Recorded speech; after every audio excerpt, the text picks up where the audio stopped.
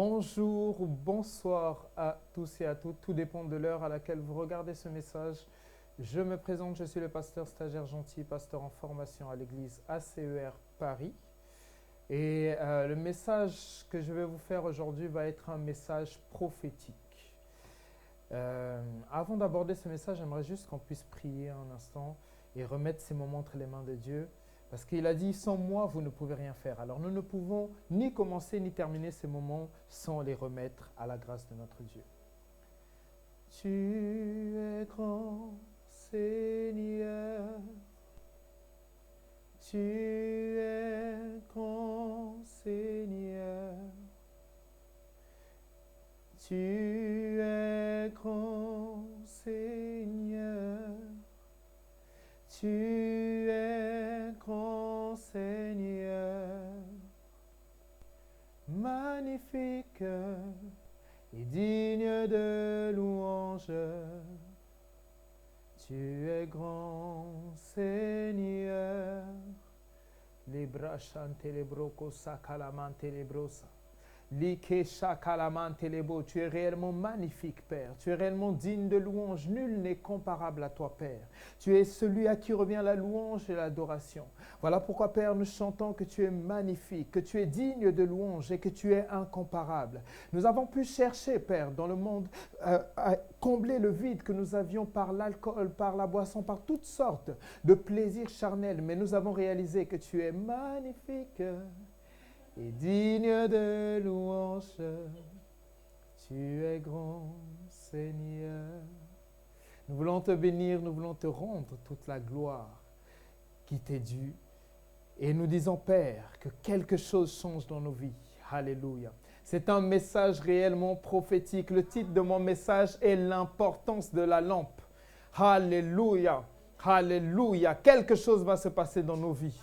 Je crois que ta vie ne pourra plus être la même. Vous savez, lorsque je prêche et que je fais un message qui est prophétique, je sens que ça m'impacte moi-même. Que chacune des paroles que je déclare détiennent d'abord sur ma propre vie avant d'atteindre la vôtre. Alléluia, quelque chose va se passer. Dis à ton voisin, si tu en as un, quelque chose va se passer. Alléluia. La flamme que tu as au-dedans de toi sera attisée aujourd'hui.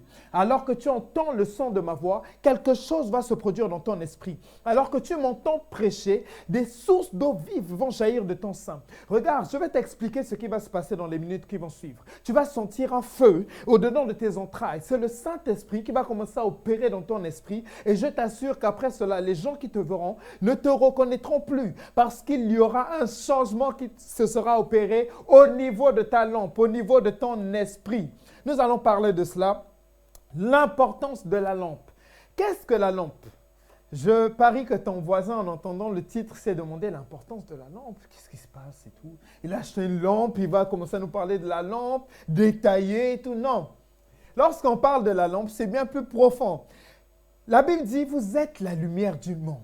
Est-ce que tu arrives à saisir la profondeur de cette parole? Tu es la lumière du monde. Ça veut dire que tu es la lampe partout où tu passes. Partout où tu passes, le monde, l'endroit où tu passes n'est plus censé être dans les ténèbres. Est-ce que tu me suis aujourd'hui? C'est-à-dire que là où j'arrive, la lumière arrive en manifestation.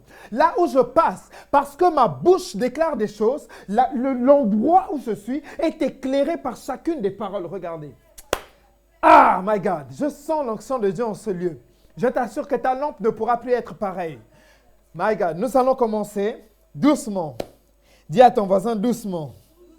Doucement, doucement. Alors, nous allons lire Proverbe 24, verset 20. Proverbe 24, verset 20. My God, li kamande les boss. Les brachata. Je sens sa présence. J'aime sa présence. J'aime sa présence. Waouh, il est efficace. Il est déjà au verset. Proverbe 24, verset 20. Car il n'y a point d'avenir pour celui qui fait le mal. La lampe des méchants s'éteint. Ton caractère est une lampe. Si tu es méchant, ta lampe va finir par s'éteindre. Regardez, je vais vous expliquer quelque chose. La lampe est la porte au niveau des opportunités. Lorsque vous avez un caractère qui est agréable, vous aurez davantage d'opportunités qui se présenteront devant vous. Et votre caractère est votre lampe. Parce qu'en fonction de votre caractère, soit vous allez éclairer autour de vous et les gens vous apprécieront, les gens voudront travailler avec vous, les gens voudront fonctionner avec vous. Vous savez, il y a des personnes avec qui on aime travailler, mais il y a des personnes avec qui on ne veut surtout pas travailler. On veut l'éviter à tout prix. Je ne veux pas travailler avec lui. Je ne veux pas avoir affaire à lui. Parce que dès que tu as... Je sais très bien de quoi je parle, je vous assure. Il y a des personnes, je faisais partie de ces personnes et je connais des personnes avec qui... Regardez, je vous prends un exemple. Je suis musicien. Je suis pasteur en formation, mais je suis également pianiste. Je vous assure qu'il m'est déjà arrivé, quand on m'annonce le nom de la personne qui va diriger la louange, qu'au-dedans de moi, il y a un petit quelque chose, je me dis, ah, pas cette personne. Ah, je ne voulais pas de lui. Parce que pendant qu'il dirige, en fait, il dirige vraiment à fond. Il dirige et la louange, et il te dirige, et il dirige tout le monde. Non, pas comme ça, la voix. Tais-toi. Non, toi, lui, comme ça. Il dirige tout au point où personne ne veut travailler avec lui. Mais comprenez-moi, lorsque vous avez un caractère qui est agréable, les gens voudront fonctionner avec vous. Je vous assure, un chef, ce n'est pas celui qui s'élit ou s'élit, je ne sais plus. Celui qui s'élit, voilà, chef lui-même. Mais un chef est celui qu'on élit, élit. Prenez celui que vous voulez par unanimité, ou peut-être pas par unanimité, mais que celui pour qui les gens votent. Regardez, lorsque David a été élu roi, ce n'est pas lui-même qui est venu et qui a dit « Non, je suis maintenant le roi. Tout le monde m'obéit ici. » Dieu a vu son potentiel, l'a oint, l'onction est tombée sur sa tête, mais les gens sont partis le chercher. Il était d'abord roi à Juda. Les gens sont partis le chercher pour devenir roi d'Israël. Toi, tu veux directement devenir roi d'Israël. Personne ne veut de toi déjà à Juda. Dans ta propre maison, on ne te reconnaît même pas comme chef. Tu es marié, ta femme ne te reconnaît même pas comme chef. Quand tu dis non, bon, voilà ce qu'on va faire cette année, elle dit, qu'est-ce qui me prouve qu'on va vraiment faire ça? Je n'ai pas envie de faire ça. Moi, je dis non. Pourquoi faire à manger aujourd'hui? Non, moi je dis, je ne fais pas à manger. Tu as du mal à manifester ton autorité. Tu es responsable de département, tu as du mal à manifester ton autorité. Tu dis, aujourd'hui, nous allons placer 3 caméras centrales et tout. Personne ne veut t'obéir à cause de ton caractère. Parce que les gens disent, non, lui, il aime trop faire le chef. Donc, on ne va pas lui obéir. Ton caractère est ta lampe. Ta lampe, c'est ce qui éclaire autour de toi, ce qui te trace le chemin. Ton caractère va te tracer le chemin ou te fermer des portes. Ton caractère fera que tu arriveras à un endroit, les gens vont te regarder et vont dire, je n'avais pas envie de te donner cet emploi, mais je vais te le donner. Parce que ton caractère est ta lampe. Tu arrives, tu parles tellement bien. Regardez, lorsque Jésus va parler, les gens vont dire, jamais homme n'a parlé comme cet homme. Regarde, suivez-moi très bien. Le caractère se manifeste par les paroles que vous dites. Lorsque vous êtes teigneux, les paroles que vous dites sont remplies de hargne. C'est-à-dire, lorsque vous parlez aux gens, vous n'arrivez pas à parler doucement. Il y a des gens qui sont tellement, comment je veux dire ça, brutaux que même quand ils parlent, c'est brutal. Ça va, bonjour, hein, très bien. Ils ne parlent pas tranquillement. En Afrique, vous retrouvez plein de gens comme ça, vous savez. Pour le 25 décembre, je suis parti rendre visite à ma belle famille. On était avec mon épouse. Et arrivé, il y a une chose qui m'a marqué. C'est qu'on n'était même pas arrivé à la maison. De l'extérieur, déjà, j'entendais leur discussion. Quand on est arrivé à la maison, ils parlaient tous en même temps et tous fort. J'étais épaté. Je me suis dit, mais comment ils arrivent à parler tous en même temps, tous fort et ils se comprennent? C'est-à-dire, l'autre raconte une blague là-bas, celui qu'au fond rit. Il dit, mais, alors qu'ils parlent en même temps. Je me suis dit, mais les Africains sont incroyables. Et vous savez, c'est la manifestation de notre caractère. Il y a des gens qui sont calmes. Lorsqu'ils arrivent, ils parlent même doucement. Bonjour, aujourd'hui, j'aimerais vous parler de la... Vous n'entendez pas ce qu'ils disent. C'est la manifestation de leur caractère par la parole. Donc, faites attention aux paroles que vous dites lorsque vous arrivez à un endroit. Parce que cette parole peut être votre lampe, tout comme cette lampe peut s'éteindre. Vous arrivez, vous parlez, les gens peuvent être subjugués par les paroles que vous déclarez. Je vous assure, quoi de plus merveilleux lorsque vous arrivez à un endroit, vous vous mettez à parler, les gens boivent vos paroles. Les gens sont là, oh, ils parlent trop bien. Ah, les gens vous trouvent même beau. Est-ce que vous savez, les gens peuvent vous trouver beau parce que vous parlez bien. Je vous assure. Les gens peuvent vous trouver beau parce que vous parlez bien. Pas parce que vous êtes beau, hein, mais lorsque vous parlez, toutes les filles sont là, waouh, ah le frère là, la chaleur, hein. Juste parce que vous parlez bien. C'est-à-dire quand tu parles, tu n'as même pas un seul verset fait déjà la différence. Tu sais ma sœur, Il n'est pas bon que l'homme soit seul. Dès que j'étais une seule parole, elle est déjà déstabilisée. Elle a oublié tout ce qu'elle avait fait sous l'onction. Elle est là, oui, oui, oui, oui. Oui, tu n'as même pas demandé en mariage, oui. Parce que votre caractère est votre lampe. Et votre caractère fera la différence avec le caractère des personnes qui sont dans le monde. Il y a des personnes dans le monde qu'on doit distinguer des chrétiens. Lorsqu'un chrétien agit, il doit avoir une différence entre le chrétien et le païen. Je m'explique. Lorsque j'arrive à un endroit, la politesse c'est-à-dire la politesse pour moi, c'est même pas un chrétien, c'est même pas chrétien, même un païen est censé être poli. La politesse, c'est la base. Quand tu arrives, tu es censé déjà dire bonjour. Bon, moi, je m'assure à toujours dire, si je n'ai pas dit bonjour, je m'assure à dire bonjour. Mais tu arrives déjà, tu n'as pas dit bonjour.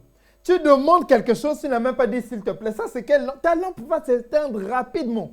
Tu ne dis jamais s'il te plaît, tu ne collabores jamais avec les gens. Vous savez, la collaboration est importante. La collaboration nécessite de l'humilité. Vous ne pouvez pas collaborer avec les autres si vous n'avez pas d'humilité. Parce que dans votre collaboration, des fois, les autres vont faire des choses qui vont empiéter sur votre territoire et il vous faudra de l'humilité pour accepter cela.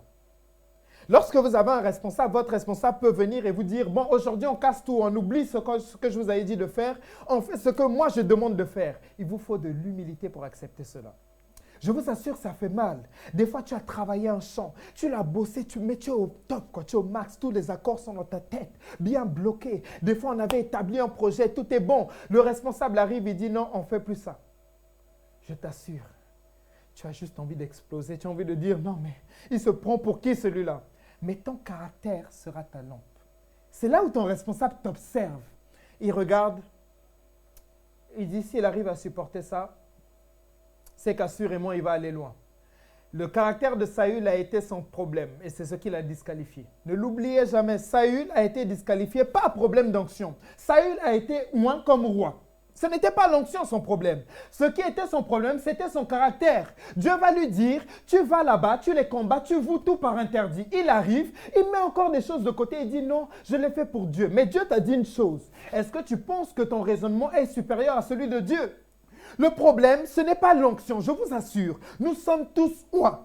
Il a dit, vous recevrez une puissance. Il n'a pas dit, les noirs recevront une puissance, les blancs ne recevront pas. Nous sommes tous oints.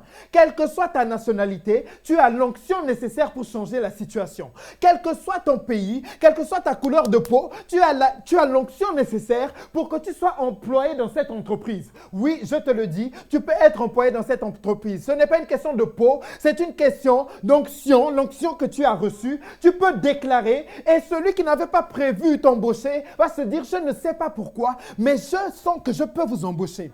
C'est une question d'onction. Nous avons tous été oints. Mais le problème se trouve au niveau du caractère.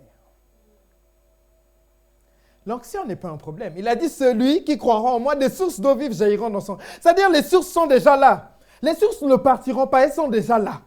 Maintenant, c'est le caractère. Si tu n'as pas le caractère adéquat, tu te retrouveras avec des sources qui ne te servent à rien. Est-ce que vous imaginez, vous avez une salle de bain dans votre maison et vous ne pouvez pas vous servir de cette salle de bain? Vous imaginez à quel point c'est ridicule. Tu as envie de te laver, tu as une salle de bain, tu regardes la salle de bain et te regardes et dis, il n'y a pas d'eau. C'est ridicule. Vous êtes là, vous êtes chrétien, vous avez des sources d'eau vive au-dedans de vous, mais vous ne pouvez pas bénir les gens à cause de votre caractère. Toi, tu es impatient. Vous savez, moi, j'étais le roi de l'impatience, donc je peux parler de l'impatience. C'est-à-dire, j'étais tellement impatient que Dieu est passé par le moyen des bus. Ceux qui prennent les transports en commun savent. C'est-à-dire, ton train est censé arriver, ton bus est censé arriver dans 5 minutes. Il prend juste 15 minutes. Mais tu bouillonnes à l'intérieur de toi. Tu dis, mais purée, qu'est-ce qu'il fout ce bus? Il est où ce chauffeur? Il est parti où? Et le Saint-Esprit te parle, il te dit, je suis en train de travailler ta patience. Le Seigneur utilise des choses qui nous semblent insignifiantes pour travailler notre caractère. Je vous assure, hein, des petites choses, Dieu va s'en servir pour travailler votre caractère. Afin que vous soyez la lampe partout où vous arrivez. Afin que quand on regarde votre caractère, les gens sentent qu'on peut compter sur vous. La lampe, le caractère agréable, c'est celui sur qui on peut compter, on peut lui faire confiance. Il y a des gens à qui on ne peut pas faire confiance. Tu lui dis rendez-vous à 15 heures. Il arrive 2 heures. Un frère m'a raconté une histoire qui m'a trop fait rire. Ils avaient rendez-vous à 15 heures. Ils arrivent tous les deux à 17 heures. Tous les deux, je n'ai pas dit eux étaient en retard, tous les deux ils étaient en retard. Ils sont arrivés tranquillement, il se check, il dit, ah mon frère, ouais, tu connais les bas et tout. Il est toujours en retard. Mais je dis, mais purée, où va le monde quoi? On ne peut pas compter sur toi. On te dit, non, tu es programmé pour faire ceci. Tu n'es jamais là quoi. Purée de patate. On t'a programmé, la moindre des choses, c'est te présenter quand on te programme. Tu dois travailler, tu n'arrêtes pas de prendre des jours de congé. Ouh, je l'ai tellement fait que, oui, je peux en parler. Elle dit, tu dois être au travail à 9 heures, mais tu sens que la couette t'appelle. Tu sens l'appel de la couette. La couette te dit, ne me résiste pas. Viens. Et tu es incapable d'aller au travail. Vous devez être des personnes de confiance. Une personne de confiance, c'est on sait qu'elle peut faire son travail. C'est-à-dire que le responsable soit là ou pas, tu peux faire ton travail. Quand Jésus est parti, il avait confiance en ses disciples. C'est pour ça qu'il a pu partir en paix. Parce qu'il savait que je vais leur léguer le Saint-Esprit. Le Saint-Esprit viendra et fera la suite du travail avec eux. Oh my God. C'est-à-dire que quand tu es une personne de confiance, le responsable peut venir te confier le travail et sait que tu vas faire le travail à la suite. Le Saint-Esprit peut venir te confier un travail. Une personne de confiance, le Saint-Esprit vient et te dit, voilà ta mission. Laisse-moi t'annoncer. Si tu n'as pas de mission, c'est qu'assurément, tu n'es pas encore une personne de confiance. Une personne de confiance, les missions n'arrêtent pas de se multiplier. Le Saint-Esprit dit, j'ai une personne là-bas au nord de l'île de France pour qui tu dois aller prier. Tu finis à peine de prier pour lui, tu reçois une parole de connaissance pour une autre personne qui est au centre. Et tu dois t'y rendre rapidement, je vous assure. Il y a des moments, j'étais là.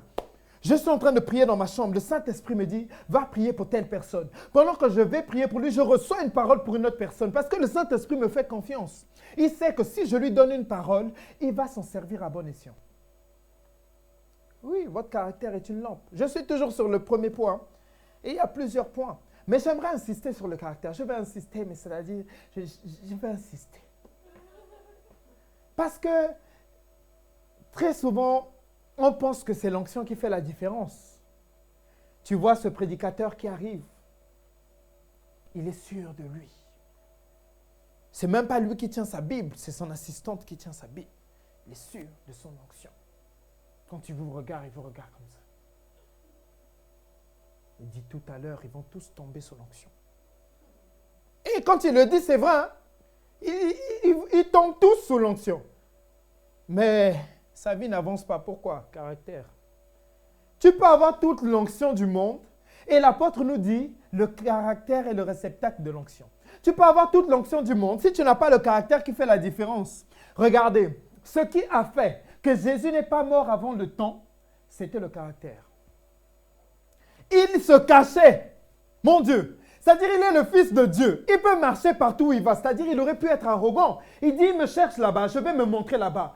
Oui, je te parle à toi. Quand on te cherche, tu dis quoi? Il me cherche, je vais me montrer. Ils se prennent pour qui? Tu débarques, tu dis alors, il y a quoi? Je suis Fils de Dieu. Jésus aurait pu faire ça. Jésus se cachait. C'est le caractère qui a fait que Jésus allait jusqu'au bout de sa mission. À un moment donné, il est là pressé de toutes parts. À cause de l'humanité, my God, il est pressé de toutes parts à cause de l'humanité. Mais son caractère était tellement peaufiné qu'il s'est dit, je me tais. Il faut que moi, je puisse disparaître. Il dit, non pas ma volonté, mais la tienne. Le caractère qui a été façonné est une lampe parce qu'il oublie sa volonté pour laisser la volonté de Dieu s'exprimer. C'est pour ça que Jean-Baptiste disait, il faut que je diminue afin que lui puisse croître. Lorsque Dieu va commencer à grandir dans ton caractère, je t'assure, tu feras la différence. Mais tu feras la différence. Mais quand je parle de différence, je ne parle pas de petite différence. Je parle d'une différence où quand tu arrives, tu ne peux même plus te cacher. Les gens te remarquent à cause de ton bon caractère. On dit, lui, il est serviable. Hein. Il y a des gens qui sont tellement serviables. Quand il arrive, tout de suite, tu dis, mais purée, mais ce gars, il tombe du ciel. Je vous assure, il y a des sœurs comme ça que je connais. Elles sont tellement serviables que tu dis, purée, mais elle tombe tout droit du ciel. Tu n'as pas envie de te séparer de la personne. Parce qu'elle a le caractère qui est une lampe. Alléluia. Dis à ton voisin, si tu en as un, il faut que ton caractère soit une lampe.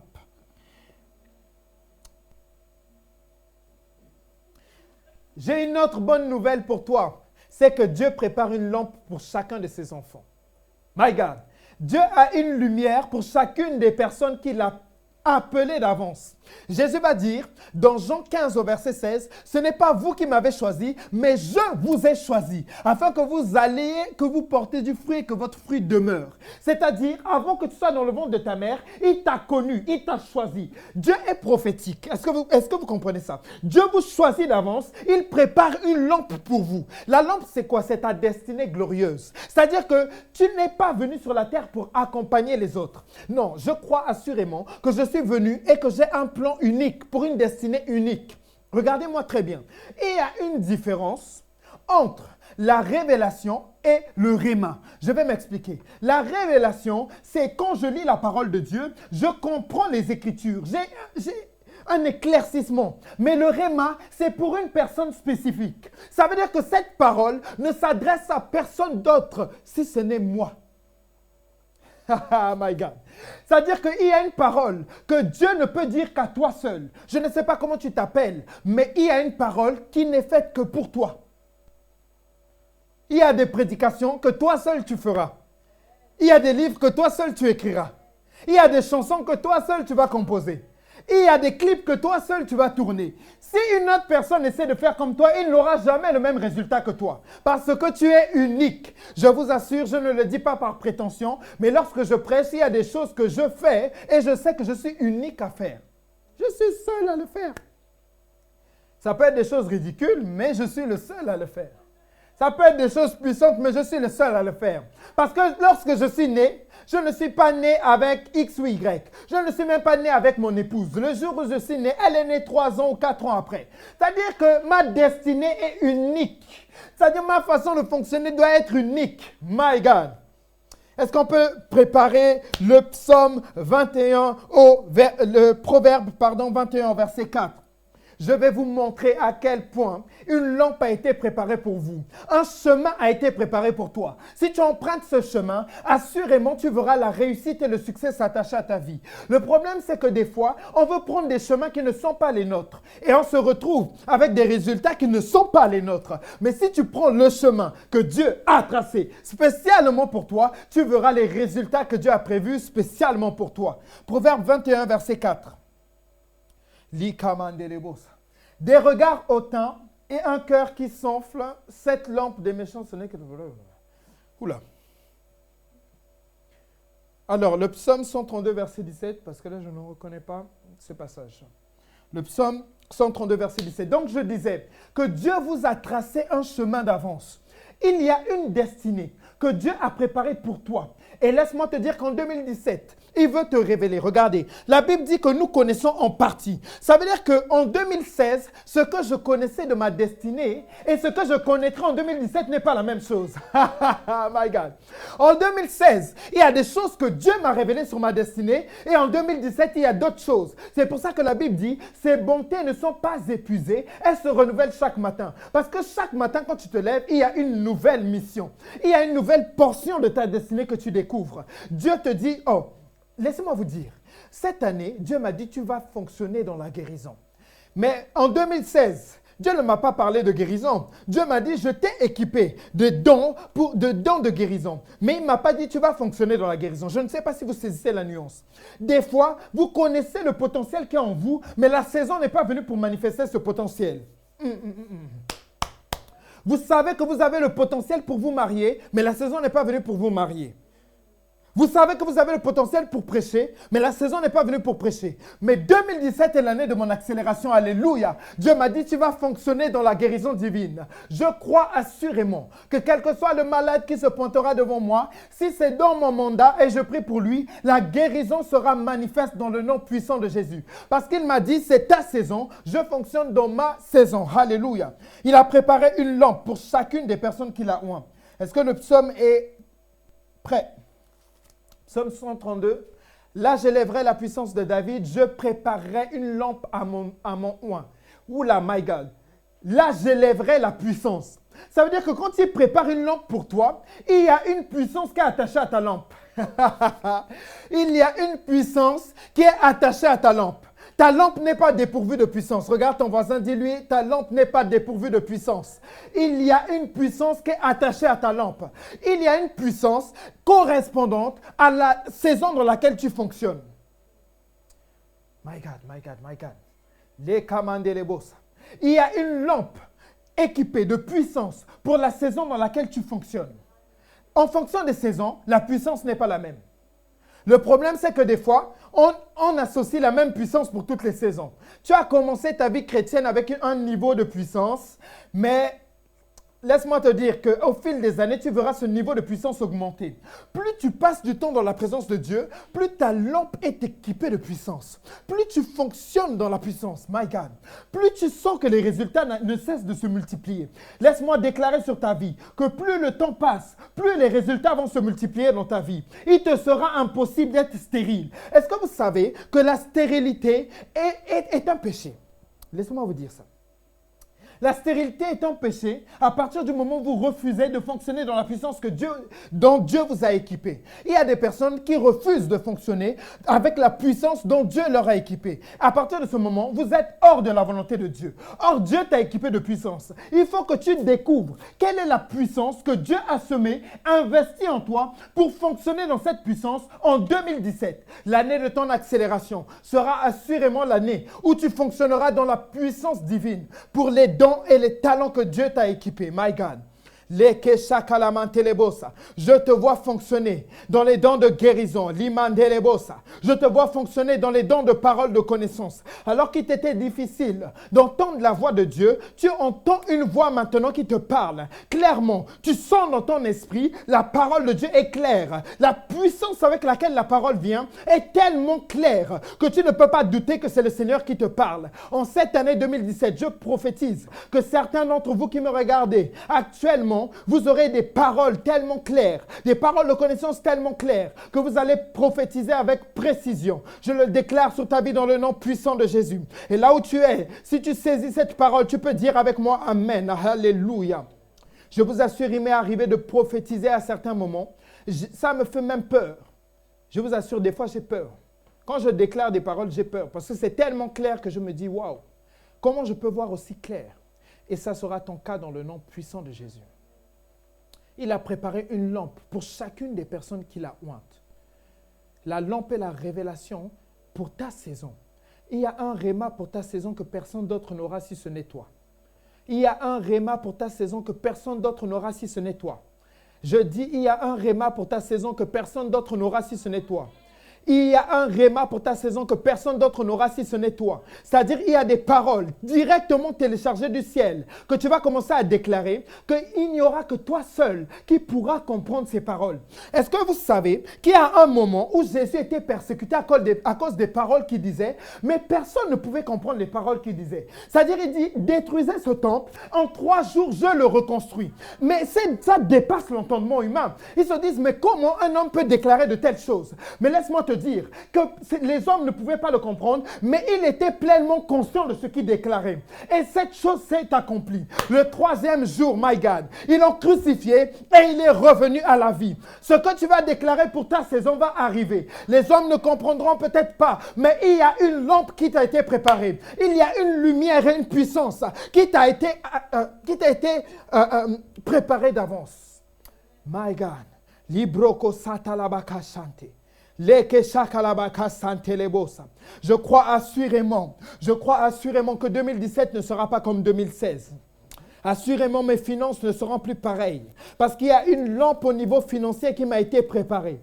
Il y a une lampe au niveau financier qui m'a été préparée. Je déclare que toute dette, tout joug des dettes tombe maintenant dans le nom puissant de Jésus.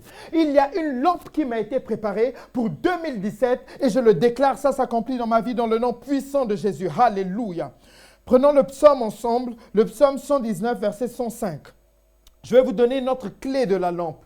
Je pense que nous connaissons tous cette clé, mais je vais aller plus en profondeur. Est-ce que tu peux l'afficher, s'il te plaît? Ta parole est une lampe à mes pieds, une lumière sur mon sentier. Je vous ai dit que Dieu a préparé une lampe pour votre chemin. Mais seulement, cette lampe, merci pour le verset, mais seulement cette lampe ne sera activée que par la parole de Dieu. Alléluia. Cette lampe ne sera activée que par la parole de Dieu. Il vous faut la parole de Dieu pour commencer à fonctionner dans la saison dans laquelle vous êtes. My God, il a dit à Josué, prends courage et fortifie-toi. Il a dit, si tu gardes ce livre de la loi près de ta bouche, médite-le jour et nuit, c'est ainsi que tu réussiras, que tu auras du succès dans toutes tes entreprises.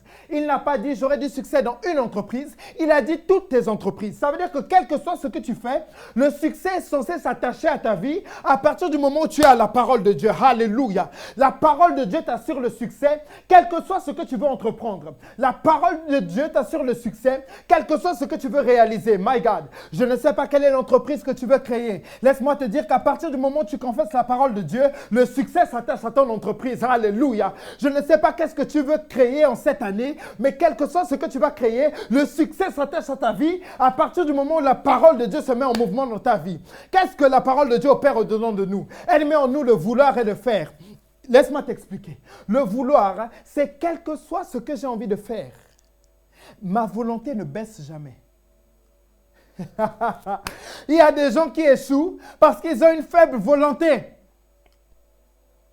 Regardez, il y a une image qui circule sur Internet où vous voyez deux hommes. Il y a un homme qui repart, il a creusé, il repart, mais alors qu'il est juste à côté du magot. Et un homme qui continue de creuser. Il y a des gens qui sont juste à côté du magot, c'est-à-dire ils sont juste à côté de leur bénédiction.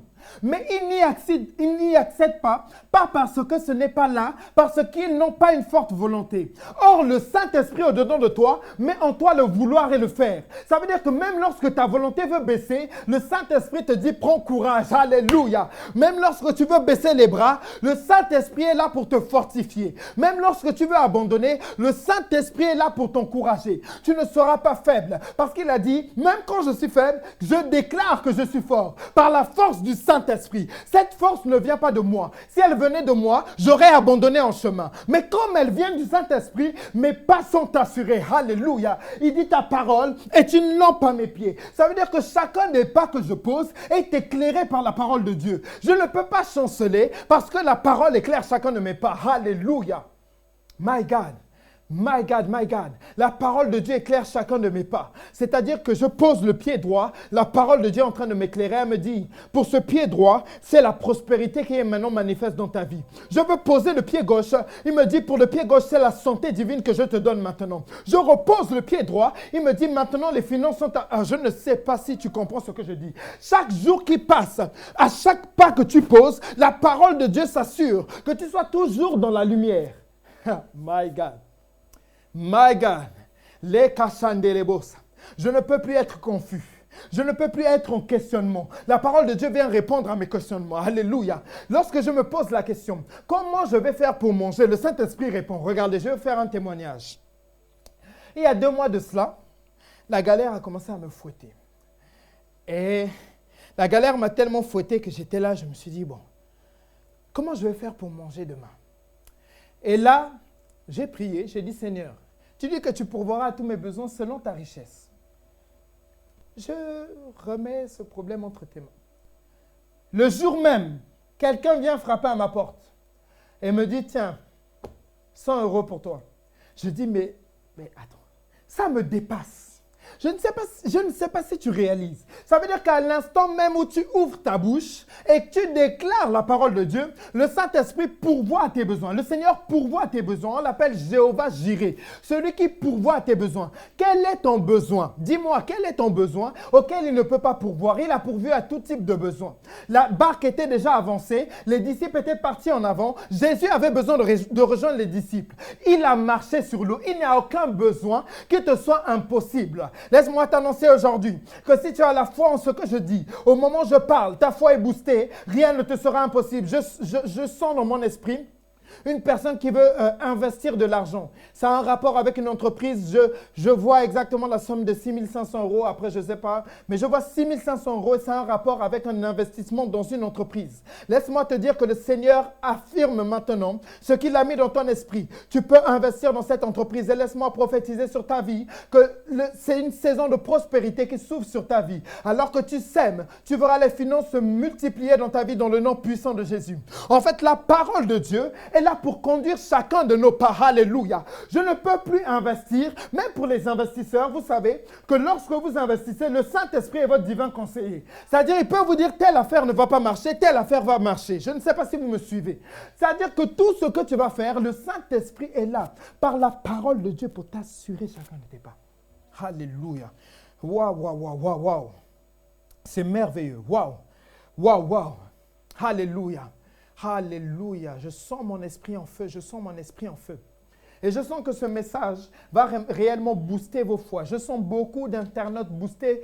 Pendant que vous regardez ce message, votre foi est boostée. Laissez-moi vous dire, c'est le Saint-Esprit, je vous l'ai annoncé au début. Le feu va brûler à l'intérieur de vous. Et certains d'entre vous, à la fin de ce message, vous serez comme invincibles. C'est-à-dire que quand vous allez vous lever, vous avez l'impression que la parole de Dieu vous a tellement éclairé que quel que soit le pas que vous allez poser dans votre vie, assurément, la réussite sera avec vous. Alléluia. Notre Dieu n'est pas un Dieu d'échec.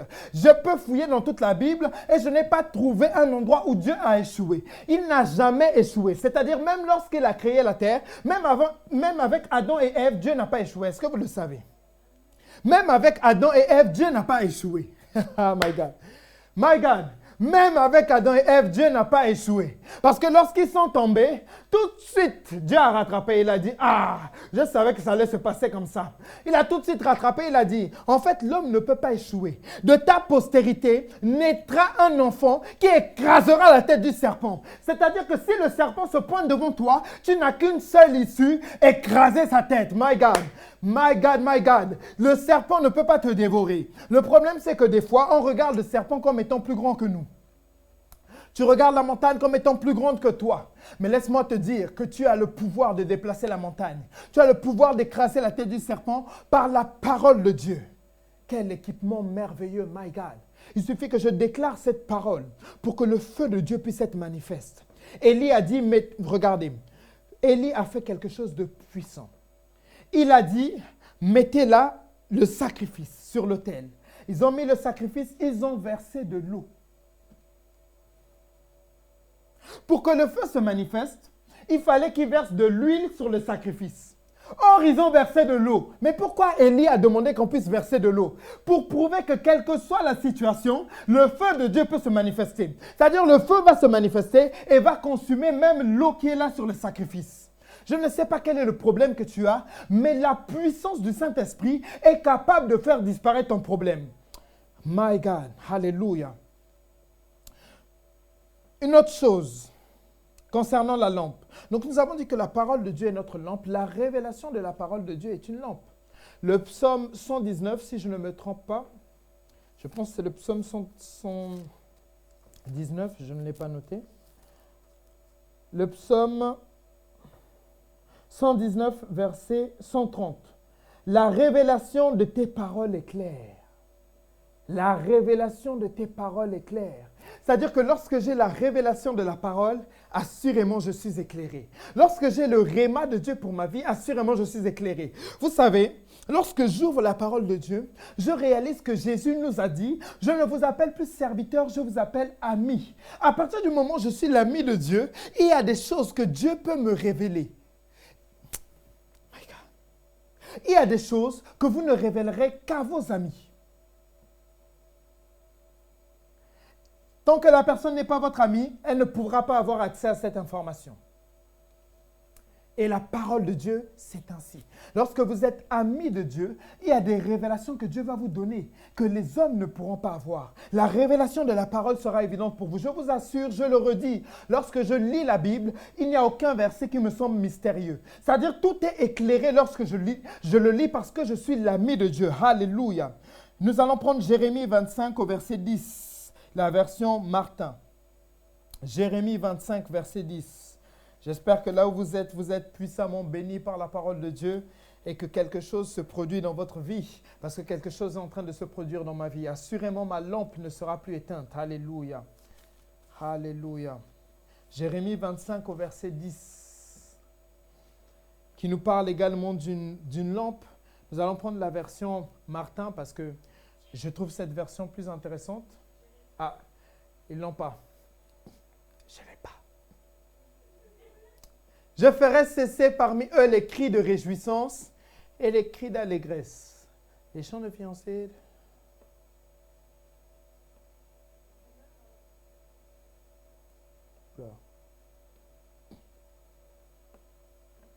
Alors, Jérémie 25, 10. Est-ce vraiment la bonne référence?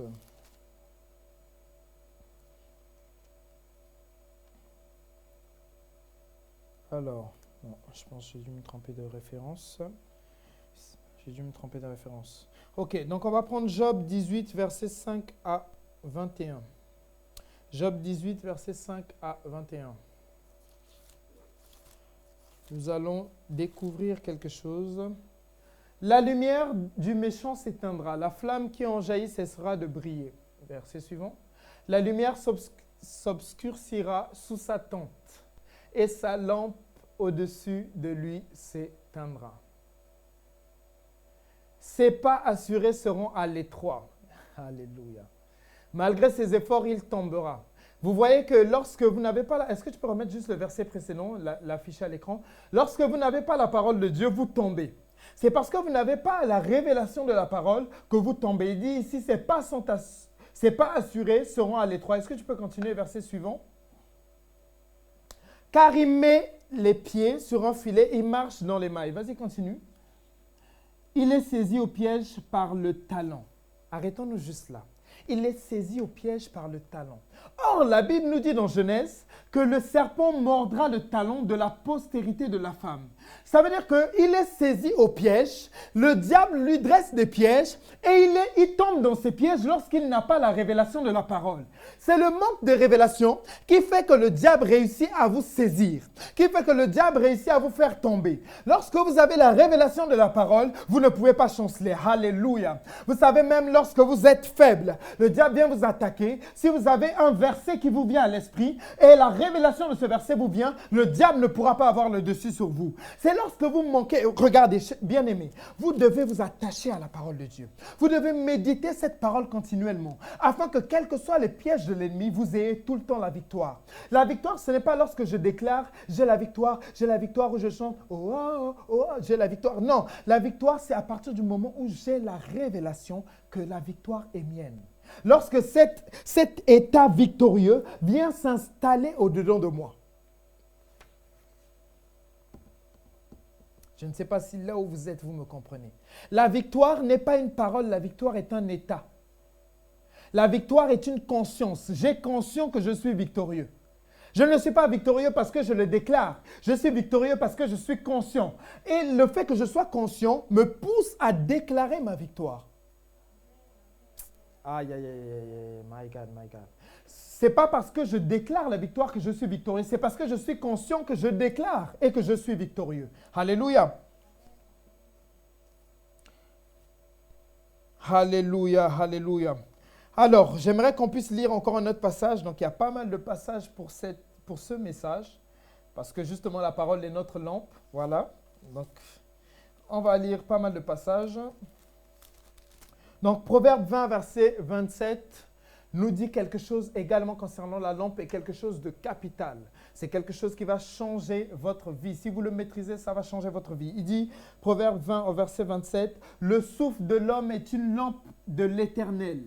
Il pénètre jusqu'au fond des entrailles. » Le souffle de l'homme, c'est-à-dire son esprit, est la lampe de l'Éternel. My God. On ne parle plus de la lampe de l'homme, mais on parle de la lampe de l'Éternel. Je ne sais pas si vous comprenez la différence. Il y a la lampe qui éclaire l'homme, mais il y a la lampe qui éclaire Dieu.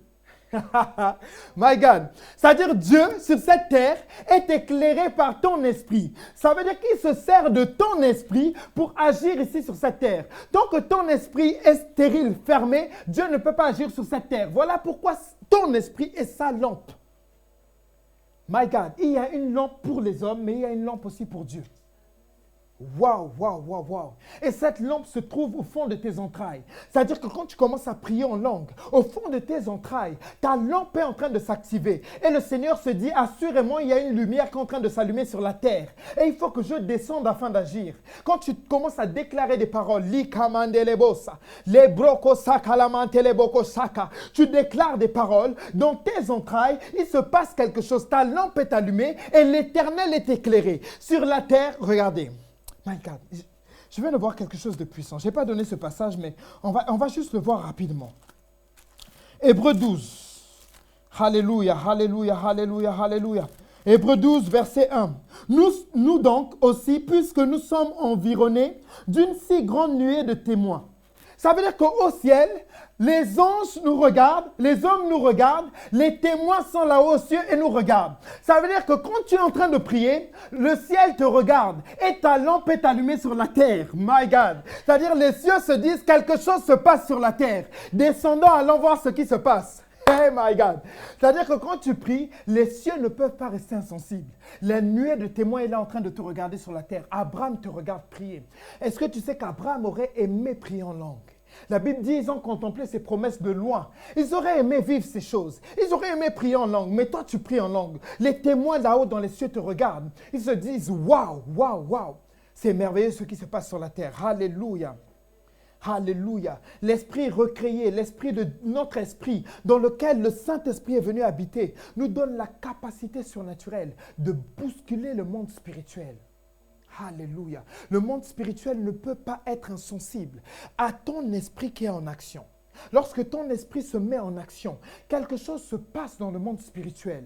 Assurément, une lampe est en train de s'allumer, en train de s'activer. C'est pour ça que la Bible dit, le zèle de ta maison me dévore. La lampe qui brûle au-dedans de toi, c'est comme si à certains moments elle te dévore. Je ne sais pas. Lorsque je suis dans le prophétique, c'est comme si cette lampe me dévorait à certains moments. Je sens que mon corps est en train de perdre son contrôle et que le Saint-Esprit prend le contrôle de mon corps. Je sens que je n'ai plus le contrôle. Cette lampe me dévore. Je sens que je suis en train de prophétiser. Je suis entre le monde physique et entre le monde spirituel. Regardez, à un moment donné, lorsque je prophétise, je sens que c'est comme si mon corps et mon esprit se détachaient. Comme si mon esprit est en train de prendre le dessus. C'est parce que cette flamme est en train de s'activer au-dedans de toi. Parce que cette flamme est en train de te dévorer afin que Dieu puisse parler à son peuple. Alléluia. My God, my God, my God, le zèle de ta maison me dévore. Le Saint-Esprit au-dedans de moi me dévore. Je ne peux plus être insensible au Saint-Esprit. Lorsque je veux me taire, sa parole est en train de jaillir de ma bouche. Lorsque je veux réfléchir, ses pensées me sont injectées. Lorsque je veux parler, une parole d'édification sort de ma bouche. Parce que le zèle de sa maison me dévore. Dis-moi Amen, là où tu es. Chez toi, tu peux dire Amen. Le zèle de ta maison me dévore. Alléluia. Je vous ai dit que ce message allait être très prophétique. Très, très prophétique. Lorsque l'Esprit de Dieu va commencer à se saisir de toi, je sens que ça tombe sur certaines personnes en ce moment même, là où tu es. Tu vas commencer à prophétiser. Commencer à prophétiser. Tu n'y as même pas aspiré. Mais le Saint-Esprit te saisit là où tu es. Et tu commences à déclarer des choses. Je sens une saison nouvelle où les paroles de connaissance vont commencer à couler. Et là où dans ta famille, tu seras le prophète de ta famille. Parce que la bouche de l'Éternel, ta bouche deviendra la bouche de Dieu. Dieu va dire, si tu sépares ce qui est précieux de ce qui est vil, alors tu seras comme ma bouche. Dieu a besoin d'une bouche ici sur la terre et il se sert de ta bouche. Au travers de son esprit au-dedans de toi, il parle au travers de ta bouche pour bénir. Il parle au travers de ta bouche pour édifier. Regardez. My God, je sens l'onction de Dieu puissamment sur moi. Je sens l'onction de Dieu fortement sur moi. My God, my God, my God, my God. J'ai envie de prophétiser sur ta vie. J'ai envie de prophétiser sur ta vie que la stérilité spirituelle ne pourra plus s'attacher à ta vie. Regardez, il y a des personnes qui ont ramé dans la prière. Je te vois prier 2 heures non-stop. Tu commences à prier 2 heures. Et quand tu arrives aux 2 heures, tu as envie d'arrêter, mais ton esprit continue jusqu'aux 3 heures. Et pendant que tu pries, tu enfantes des choses dans l'esprit. Parce que lorsque tu pries, il y a des soupirs inexprimables qui sortiront de toi et qui te feront enfanter des trésors, my God. Qui te feront enfanter des choses que l'œil n'a point vues et que l'oreille n'a point entendues. Regardez-moi. Je vais prophétiser sur ta vie, c'est ce que je vois à l'instant. Je vois que pendant que tu pries, des idées qui te viennent, les hommes n'ont jamais les hommes n'ont jamais eu ces idées. C'est-à-dire des idées de création d'entreprise, mais auxquelles les hommes n'y ont pas pensé pour l'instant. Le Seigneur te donne ça. Je vous assure, 2017 est une année riche. Waouh! Pendant que je prêche, les visions viennent en masse et je vous assure que 2017 est une année très riche. En fait, la CER va vivre une année très prophétique. Très, très prophétique, je vous assure. 2017 est une année où nous allons nager dans le prophétique. Je vous assure, certains chrétiens, on va les regarder. De la CER, on va dire, mais est-ce qu'il est encore dans le naturel? Pendant que tu parles, les gens se posent la question, ils se disent, mais là, il rigole ou il est dans le prophétique? On ne sait même plus à quel moment tu es prophétique. Je vous assure. My God, li kamandelebosa. Je vais expliquer le prophétique parce que comme l'onction prophétique est sur moi, je vais expliquer. Regardez, il y a 3 niveaux dans la prophétie. Il y a le premier niveau dans la prophétie, c'est lorsque vous édifiez, vous encouragez. 1 Corinthiens 14 va nous dire que celui qui a le don de prophétie, le don, regardez, on va lire 1 Corinthiens, chapitre 14, verset 1. Je suis désolé pour la régie, ce ne sont pas les passages que j'ai donnés, je m'en excuse. Mais l'onction est là, my God. Recherchez la charité. Est-ce que vous avez une autre version? Non? Recherchez la charité, aspirez au don spirituel, mais surtout à celui de prophétie. Vas-y, continue. Continue. En effet, celui qui parle en langue ne parle pas aux hommes, mais à Dieu, car personne ne comprend. C'est ton esprit qui dit des mystères. Celui qui parle en langue s'édifie lui-même. Ah ouais, là, j'ai dit continue, il est parti. Hein. Là, il a dit tiens, tous les versets en même temps. Celui qui prophétise édifie l'Église. Et à la première dimension, quand tu prophétises, tu édifies tes frères et sœurs. C'est-à-dire, ils sont en difficulté, tu arrives, tu dis, mon frère, prends courage, Dieu est avec toi. My God, je ne sais pas si tu as déjà été dans cette dimension où rien que ta simple présence fortifie ton frère qui est à côté de toi. Rien que ta simple présence encourage celui qui est faible. Vous savez, il y a des gens qui me disent, mais pasteur gentil, quand je suis à côté de toi, je me sens fort. Je dis, ah bon, pourquoi? La dernière fois que je me suis battu, j'ai l'habitude de dire 105e, et je me suis battu, j'ai terminé avec un stylo enfoncé au milieu du front. Donc, je ne pense pas être aussi fort que ça. Mais si je communique la force, tant mieux. Mais à cause du Saint-Esprit au-dedans de toi, tu deviens prophétique et tu édifies ceux qui sont à côté de toi. Le faible sent qu'il est fort rien qu'à ton contact. My God. Ça, c'est la première dimension de la prophétie. La deuxième dimension de la prophétie, c'est quand tu parles, tu déclares des choses sur ta vie. My God. Il n'y a que toi et toi seul qui peut dessiner le tableau de ta vie. Les voisins pourront essayer de décrire le tableau de ta vie, mais ils se tromperont toujours à un certain moment. Vous savez, lorsqu'on fait la biographie même d'une personne, on peut se tromper sur certains points de son caractère. On peut se tromper, mais si toi-même, tu te décris, personne ne peut... C'est-à-dire que tu ne peux pas te tromper. Si tu te décris avec l'aide du Saint-Esprit, assurément, ce que tu vas décrire va arriver. Ça, c'est la deuxième dimension de la prophétie. Mais gloire à Dieu, elle ne s'arrête pas là. Il y a la troisième dimension où tu déclares des choses dans le futur, où tu vois les choses qui arrivent dans le futur. Cette dimension, il y a très peu de personnes qui peuvent y accéder. Mais je te vois y accéder. Il y a le ministère prophétique. Et celui qui a le ministère prophétique accède à cette dimension où il voit dans le futur. Parce que le futur regardez, le futur est un inconnu. On ne connaît pas le futur. Qui connaît le futur si ce n'est Dieu? Mais Dieu te donne la capacité d'entrer dans le futur, de voir le futur, de changer le futur, d'impacter ton futur. Il ne faut pas que tes enfants soient affectés par les choses qui t'ont affecté. Il ne faut pas que tes enfants soient vaincus par les choses qui t'ont vaincu. Il ne faut pas que tes enfants soient détruits par les choses qui t'ont détruite. Alors rentre dans ton futur et commence à changer ton futur. Dans le nom puissant de Jésus, je déclare que mes enfants ne seront pas malades. Ils bénéficieront de la santé divine. Je n'ai peut-être pas connu la santé divine très jeune, mais ils connaîtront la santé divine. Alléluia. Libaka santelebosa. Je sens l'onction de Dieu en ce lieu. My God. My God, my God. My God, tu peux changer ton futur là où tu es. Tu peux changer ton futur là où tu es. Chez toi, tu peux commencer à changer ton futur. Tu peux te lever là où tu es. Tu peux commencer à déclarer des choses qui changent ton futur. Tu peux te lever là où tu es. Et tu peux commencer à changer les choses dans ton futur. Tu es à la recherche d'une entreprise. Lève-toi et commence à changer ton futur. Tu es à la recherche d'un mari. Lève-toi et commence à changer ton futur. Ton futur est entre tes mains. Tu as la responsabilité de le changer. Commence à déclarer des paroles prophétiques. Je sens une onction prophétique sur moi. Alors si tu t'accordes avec moi, assurément quelque chose va se passer dans ta destinée. Je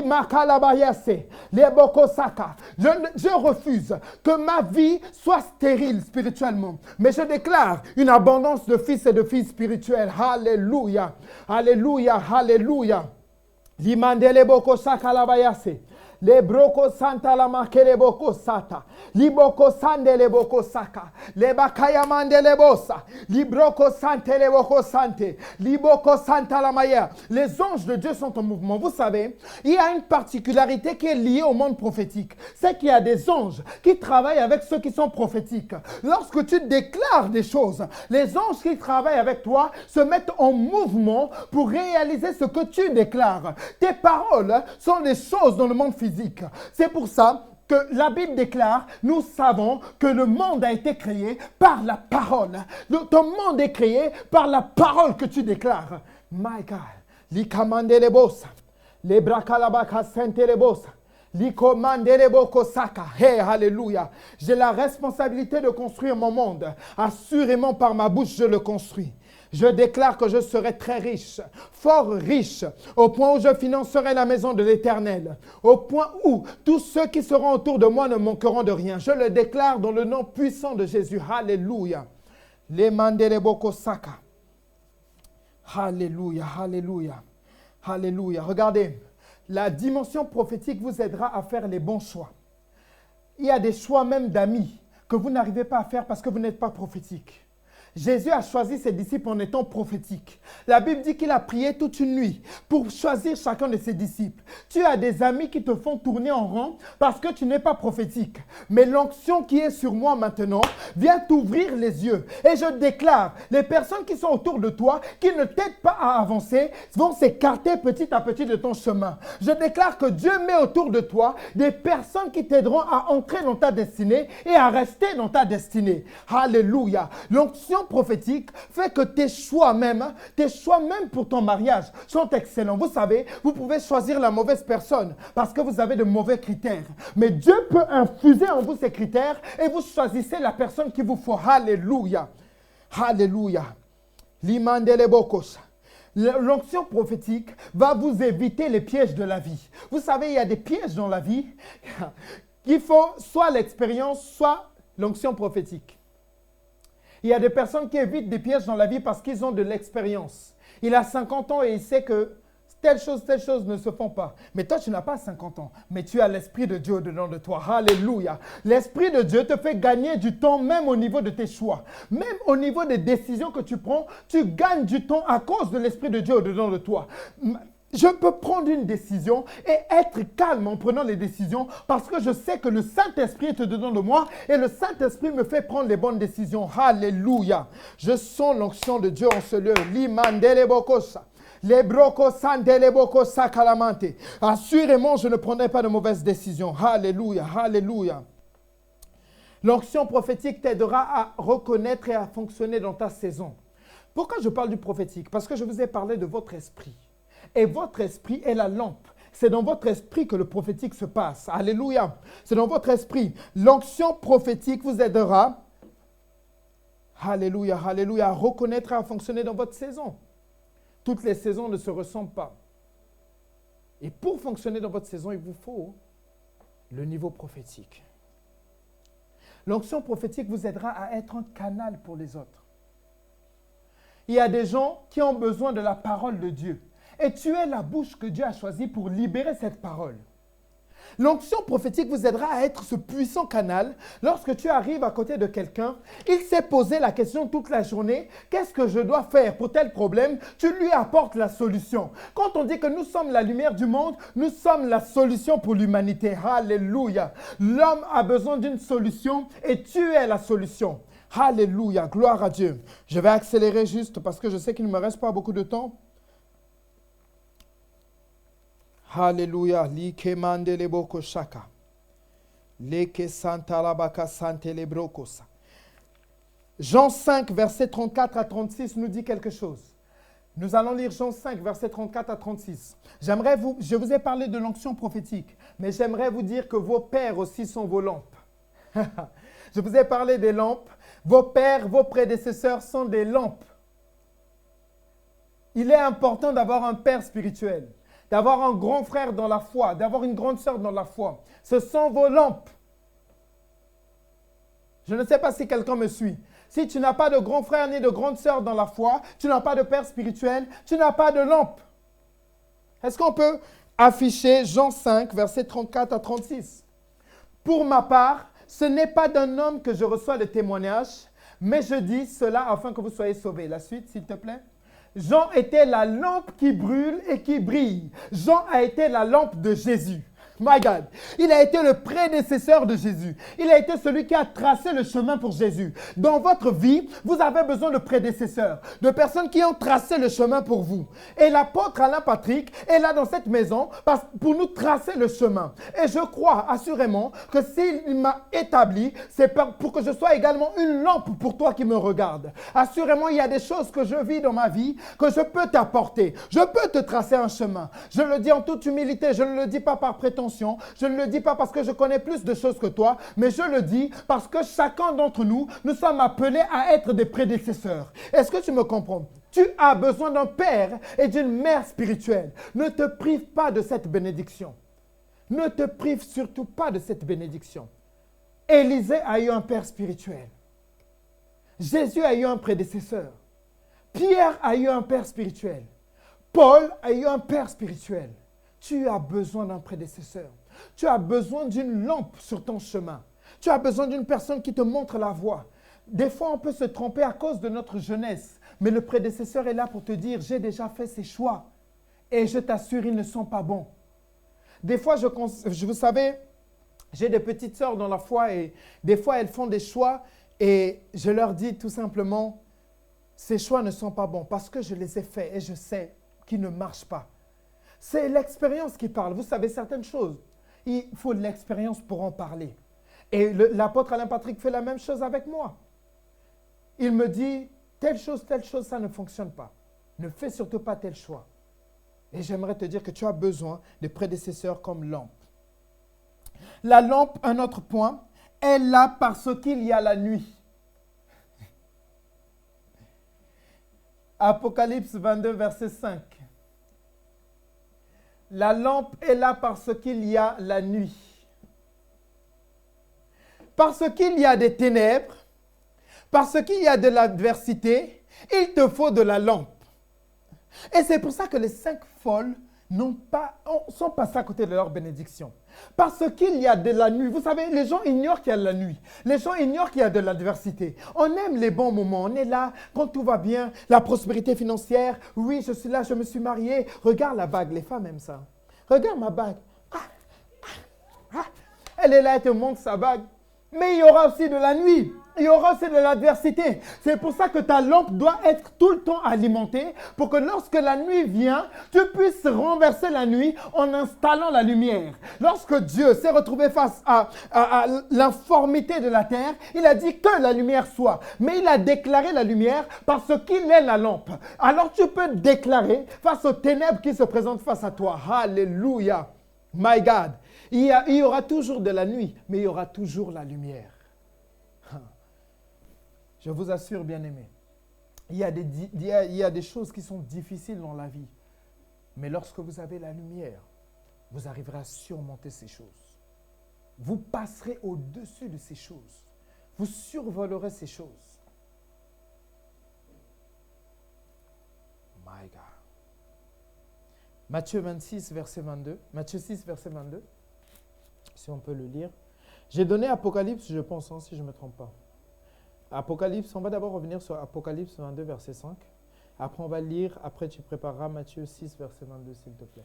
Il n'y aura plus de nuit et ils n'auront besoin ni de la lumière d'une lampe, ni de celle du soleil parce que le Seigneur Dieu les éclairera. Regardez, là, il parle de la fin des temps. Mais nous ne sommes pas à la fin des temps.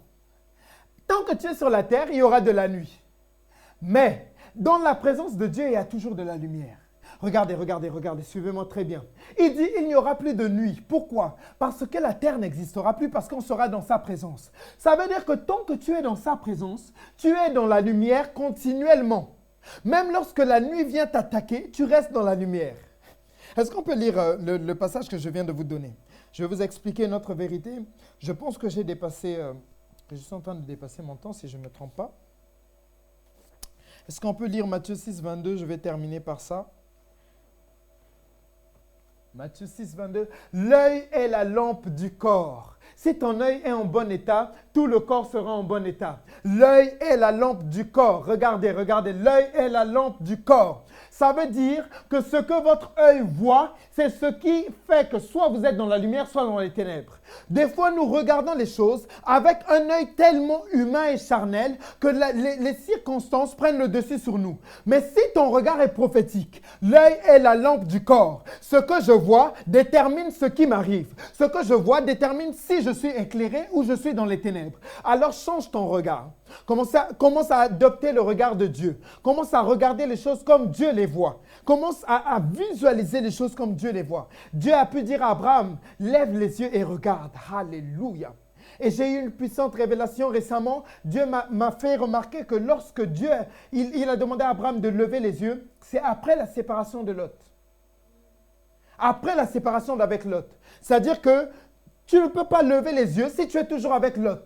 Lot représente les anciens systèmes de pensée. Tant que tu as l'ancien système de pensée, tu ne peux pas lever les yeux. Tu veux lever les yeux, tu regardes par terre. Tu veux lever, tu regardes par terre. Mais tant que à partir du moment où tu te sépares de Lot, ton regard commence à changer. À partir du moment où tu te sépares de ces raisonnements, ton regard commence à changer. Tu commences à te dire que l'impossible n'est plus dans ton langage. Vous savez, je ne peux pas mettre mot impossible dans mon langage. Lorsque je pense à quelque chose, je me dis c'est possible. Si j'y ai pensé, c'est que le Saint-Esprit est prêt à agir. My God, avec la vision, il donne la provision. Donc, si j'y ai pensé, c'est que le Saint-Esprit va le réaliser. Alléluia. Tout est une question de regard. L'œil est la lampe de ton corps. Commence à changer ton regard là où tu es.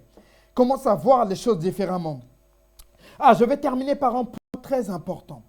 J'aimerais parler d'Exode 25 au verset 37. J'aimerais parler des 7 lampes. Ça, c'est très, très, très important. Je vais parler des 7 lampes et je vais terminer par les 7 lampes. Exode 25. Exode 25, verset 37. Et en même temps, en parallèle, on va préparer Ésaïe 9 parce que ces passages sont très liés. Donc, Exode 25, verset 37. Tu feras ces 7 lampes. Elles seront placées sur le chandelier de manière à éclairer en face. Ésaïe 9. On va expliquer les 7 lampes. Et vous allez voir, ça va être passionnant. Verset 1, à partir du verset 1. Alors, qu'est-ce que j'ai dit? Ésaïe 9. Alors, juste un instant.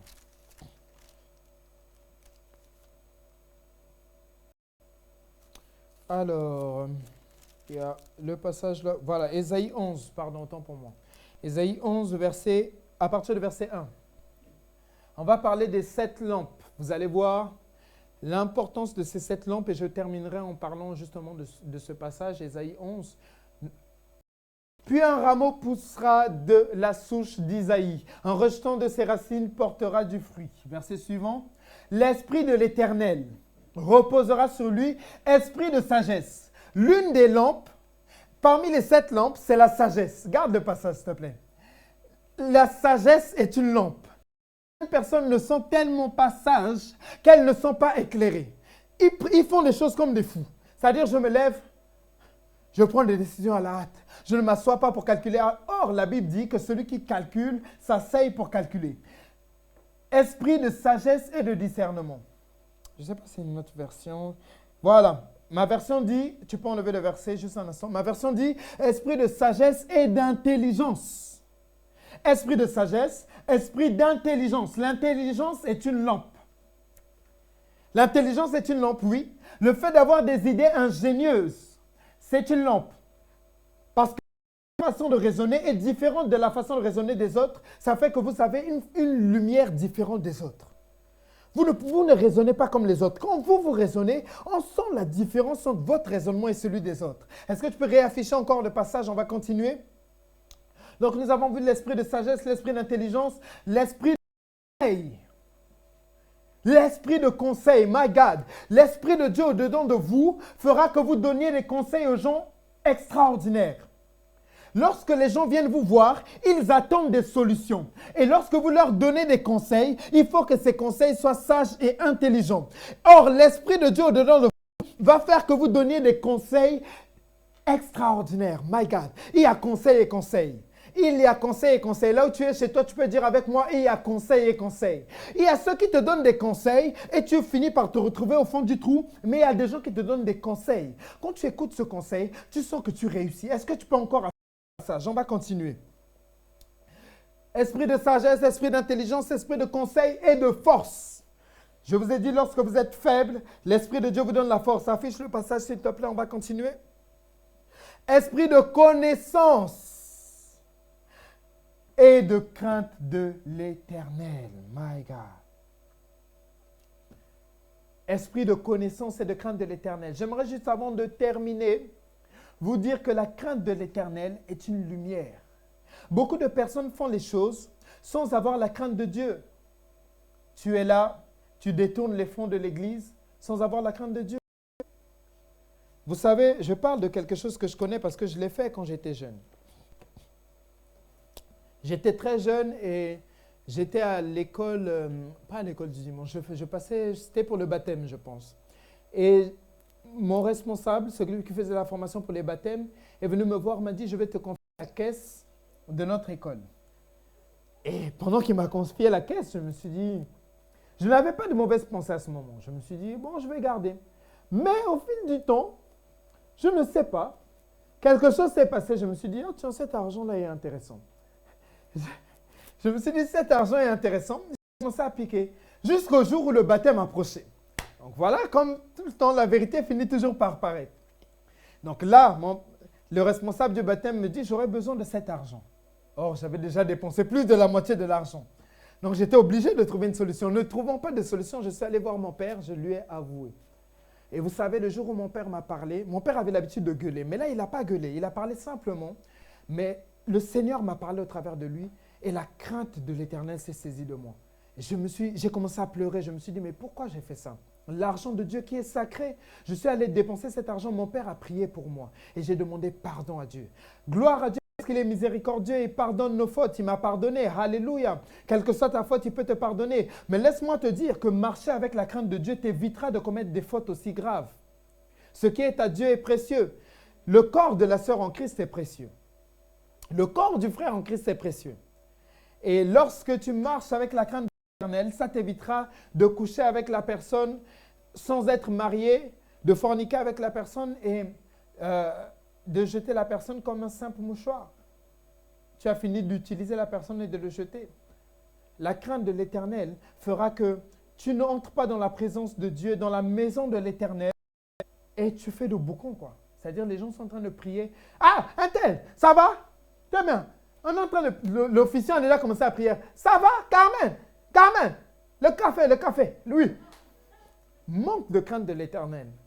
Dans la présence de Dieu, il faut avoir la crainte de l'Éternel. Toutes ces choses que je vous ai citées seront vos lampes et vous distingueront pour votre destinée. J'espère que vous avez été bénis par ce message. C'était le pasteur Stagiaire Gentil. Je remercie l'apôtre Alain Patrick pour le privilège qu'il m'a fait d'être là et de vous apporter ces puissants messages. L'huile qui coule sur sa tête assurément a coulé sur la mienne et j'ai pu vous délivrer ce message. J'aimerais juste qu'on puisse prier pour la fin. Père éternel, je te bénis et je te rends grâce. C'est un privilège d'apporter ta parole, c'est un privilège de pouvoir bénir ton peuple.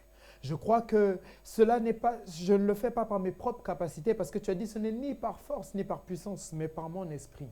Alors Père éternel, merci de t'être saisi de moi comme un instrument et d'avoir parlé à ton peuple. Je prie au Dieu que cette parole puisse s'ancrer dans leur cœur, s'enraciner dans leur cœur et bénir, changer, propulser, catapulter leur vie à une dimension où ils n'auraient même pas pu imaginer. Merci pour le fleuve idéquel qui coule encore abondamment dans leur vie. Je déclare une saison nouvelle, une saison où la possibilité ne fait plus partie de leur langage. À cause des lampes que j'ai citées, Père, je crois qu'ils sont éclairés, qu'ils ne sont pas dans l'ignorance. Au nom puissant de Jésus, j'ai prié. Amen.